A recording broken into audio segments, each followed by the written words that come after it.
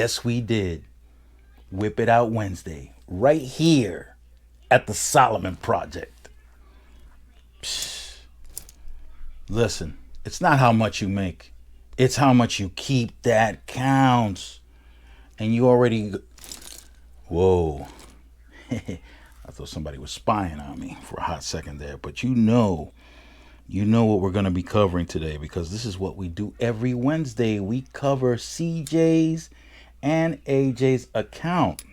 Full in effect. But before we get started there,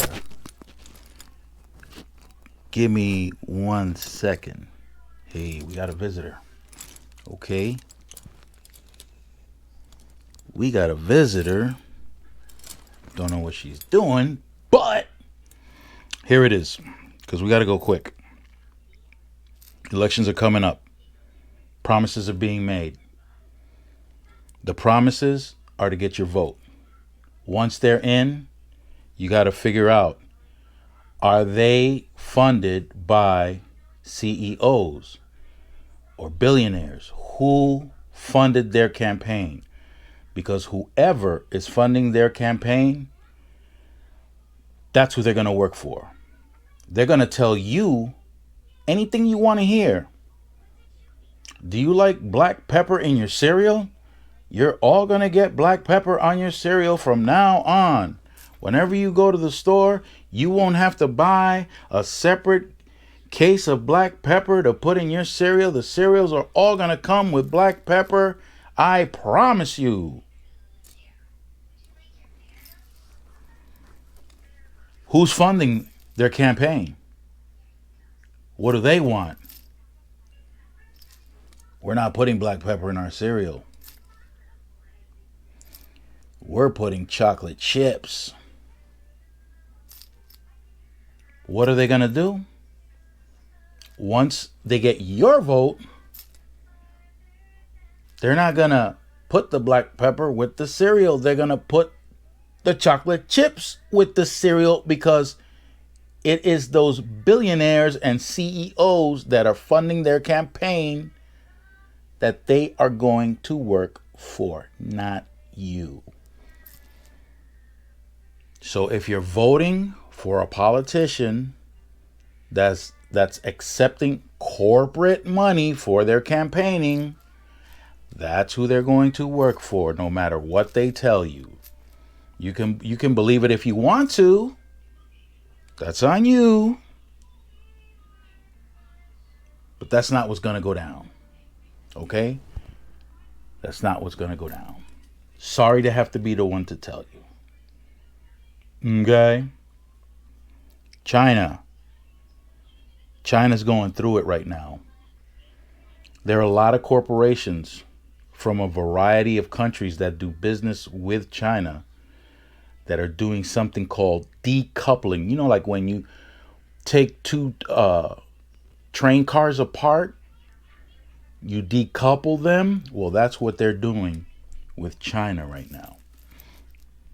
For 17 straight years, the United States and China had an incredible trading relationship. China was the number one importer into the United States. The number one. For 17 years straight.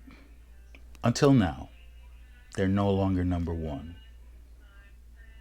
That's part of that decoupling that I'm telling you about. They're no longer number one. You know who is number one now? Mexico. Remember what Trump said was coming up out of Mexico from the border, right? They're doing all kinds of crazy stuff, right? What are they selling? Yeah, okay. So that's going on. That's happening. So now Mexico is the number one importer into the United States, the number one trading partner with the United States, not China, not anymore. And there are other companies and other countries that are reducing the amount of trade that they're having with China also. You can imagine how the Chinese government is feeling right now. Well, when you talk about the Chinese government, you're talking about Xi Jinping, okay? Straight up. He's a dictator, so that's how it goes down. Now, Trump was always looked at as a very strong leader. And you know what he did to China, right? With the tariffs. So he put a 25% tariff on electric vehicles coming into the United States from China. Strong move, right? Strong guy. Whew, tariffs. Well, Biden ain't so strong. So does that make Biden soft? How about if you found out the truth? How about if you found out, and if you haven't found out yet, you're going to find out right now, and you can confirm what I'm saying. Biden didn't raise tariffs on the Chinese electric vehicles at 25%. He put it up to 100%. So much for a soft guy, huh? 100% on the electric vehicles. Now, I don't know how that's going to impact Tesla, because Tesla is an American company, even though they're in China. But the problem is, does that tariff apply if you've got Chinese components in your vehicle? I don't know yet, but I'm going to find out. Enough of that, because I got to cut this thing short. Here we go. So let's go. Here's the Schwab account. This is a full service broker, Schwab. I don't think I have a link in the description if you wanted to get Schwab, but there's definitely Robinhood, there's M1 Finance, and there's one other one there. There's, let me see if I find it. Acorns, if you want. Acorns is decent for somebody who has no clue. Acorns, you can deposit on a monthly basis, I think weekly, whatever the case is. And what you can do with Acorns is that they have funds. They have ETFs and funds, which I'm not a fan of, but they still work. And they still get the job done. You know, while you're starting your journey, you can definitely use Acorns. And what Acorns does is it's attached to your bank account and your debit card. So every time you purchase something, whenever there's spare change around, Acorns snatches up that spare change and invests it for you. And they purchase fractional shares or fractional ETFs in the event that you don't have enough to buy a full share. So that's a plus. That's a good thing. So you can always start with something. Like I said, it's very simple. They don't offer very many individual stocks, but it's a good start. It's something to move along with. 1 second. So let's get on with the Schwab account. So the Schwab is a full service broker. You can get bonds. You can get a number of things there that you can't get in like Robinhood or M1 Finance or anything like that. And as we can see here, the account is up to $1,881.54. Keep in mind that what AJ does, this is AJ's account. What AJ does is that every week he puts 10% of whatever he brings home. He brings home $350 every week. So he puts in $35 every Friday, and it gets transferred automatically. He doesn't have to do anything. That money will appear because it's a process that's done automatically. So there's no thinking about it, nothing. It happens. He's committed. Now, we're up to day, right? And you've seen it when it's gone down on certain days, up other days. That's just the way it is. Stocks don't move in a straight line up or a straight line down or a straight line across. They just don't work like that. They go up, they go down. Some days they're up, some days they're down, and that's it. Now, the most important thing is that you don't get emotionally charged or get an emotional reaction out of the up and down movement. You don't get sad or mad when it goes down, and you shouldn't get happy when it goes up. You got a purpose, stick to that purpose. You detach yourself from your emotions because that's the safest thing to do. Now, of the 6 different corporations that we have on this list, I'm going to read off from the top to the bottom the number of shares that we have, or that AJ has, for each company. So the first one has 2. The second one has 1. The third one has 73. The fourth one has 1. The fifth one has 26. And then the sixth one has 62 shares. Why different companies have a different amount of shares? Why isn't it evenly distributed? I'm sorry. 1 for all, 10 for all, 15 for all, whatever the case is, and I'm going to explain why. AJ is dollar cost averaging. So he purchases stocks the minute it gets into his account, but he doesn't buy just any one from his list. And in the future, he'll be adding more. But for now, he's not purchasing them in order. No, we got the $35 this week. We're going to buy from the first one. Second week from the second one. Third, no, he's not doing that. What he's doing is he's going over to the gains and loss tab. And you can see here, year to date, we're down $107. So we're down 5.39%. But the point of going to the gains and loss tab is to decide which of the companies he's going to purchase once that money comes in.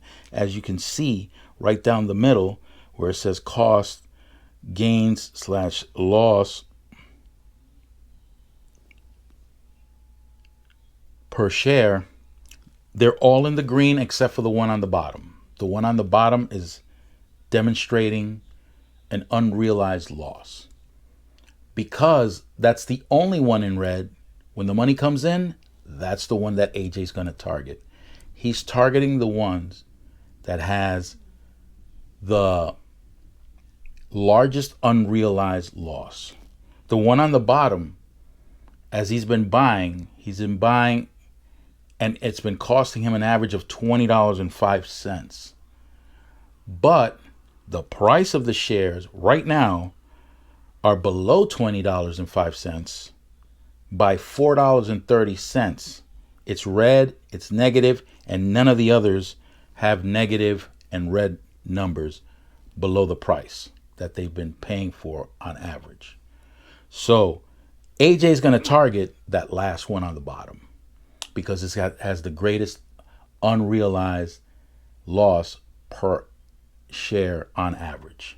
Okay? So that is the strategy for his portfolio when it comes to dollar cost averaging. The next tab is the income. Remember, it was at 116. So this week we're up to 117.52. So we went up approximately $1, maybe a little more. Of course, after we purchase more shares at the end of the week, you're going to see a higher income for the year. That's for the year. That's what's expected for the year. And don't forget, by the end of the year, according to our calculations, at $1 per week increase in income, we're supposed to have $129 by the end of the year. We haven't gone halfway through the year and we're already at 117. By the end of this week, it may very well be 118 or 119. Again, we'll be 11 or $10 away from that 129, which would mean that we are 11 or 10 weeks away.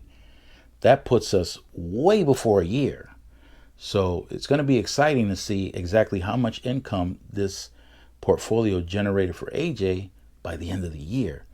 And then we're going to try to figure out for the next year, for 20 by the end of 2025 to see how much income is going to be produced. Now, AJ and I had a conversation. He asked me, "What's the next step? What are we trying to achieve here?" Well, first thing is get to 2,000, because then we'll be able to use certain tools that are not available to us when you're below $2,000, when the account value is below 2,000. Once it hits 2,000 and above, then we're going to have access to certain tools that'll help us increase how much and how fast the account is going to grow. So once we get to that 2,000 mark, the next thing we're going to want to do is try to get that income per year to match the deposits that AJ makes for the year. So you can calculate that. It's $35 a week. So you multiply 35 times 52. And I think it's like 1,800 something. I don't know what it is, but it's something along those lines. So that's going to be the next phase, the next step, the next goal. The next goal is going to be to get that yearly income to match the deposits. And then it's going to be a snowball effect after that. Should you be scared? Absolutely not. That's fear. That's an emotion. But what you do want to do is you want to work within probabilities. You want to stack the odds in your favor. You still got to take some risk. The more risk you take, the greater the reward. But failing at a higher rate could be devastating. So we got that income. So let's have a look at CJ and see where CJ is at. His grand total. You would have to look at the previous week's Whip It Out Wednesday to find out. So what do we got going on here? All right, so CJ is up to $1,413.49. He's attacking this a little differently. He's not showing more. But what I can tell you is that different from CJ's, where he's targeting the shares that have the greatest loss per share, CJ's not doing that. CJ is just getting to 100 shares on every, well, he only has 2 different companies here. And with those 2 different companies, one of them has 100 shares, one of them has 95 shares. So what CJ is going to do is he's going to buy the next 5 stocks for that one stock, and then he's going to start piling on the next one and get to 100 there. He's got a good reason for doing that. I'm not going to break it down here, but what I will tell you is that he is now diversified because he only had one stock before. So if that one stock went downhill, all his money went downhill. But now he has a second one. He's about to start on a third one. So he's got better footing because he's more diversified. And he's going to keep going down the list. He's going to keep stacking it up, not only with the deposits that he makes, but also with the dividends that come in. So with the dividends and the deposits, same thing that AJ is doing, CJ is doing, but at a larger scale because he's depositing more per week. So we're going to leave it at that. Thank you for coming back to Whip It Out Wednesday. I love whipping it out to you guys. You get to see a real portfolio stacking up in real time. This ain't like one of these gurus that come along. They had 50,000 from a parent that gave it to them, 50,000 from some 401k that they dissolved or here or there, whatever. Some money that came out of the blue, came out of nowhere. They took it, they opened up an account, boom, you see these big numbers. And if those big numbers are attracting you, I suggest you be extremely careful, because that's a scary sign that perhaps you're letting your greed get the best of you. It's the growth here that counts. This money that's growing in these accounts, that's the money that they're keeping. Because it ain't how much you make. It's how much you keep, right? Kitty, let's bounce. Arabam Dacia, seviyorum çift kalem maça. Göremedi kimseden fayda, işler